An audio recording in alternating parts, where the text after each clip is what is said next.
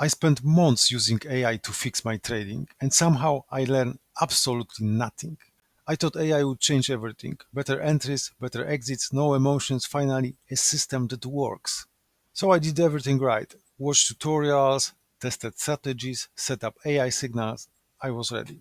First trade, loss. Second trade, loss. Third trade, I changed the strategy. Next trade, loss again. So I switched indicators, then platforms, then AI tools, because clearly the problem wasn't me, right? Every time something didn't work, I blamed the system, the AI, the strategy, the market. But deep down, I knew I wasn't consistent, I wasn't disciplined, I wasn't patient. But instead of fixing that, I kept searching for a better AI. Months later, new tools, new setups, same results. What did I learn? Honestly, nothing. If this feels like you, watch the next video.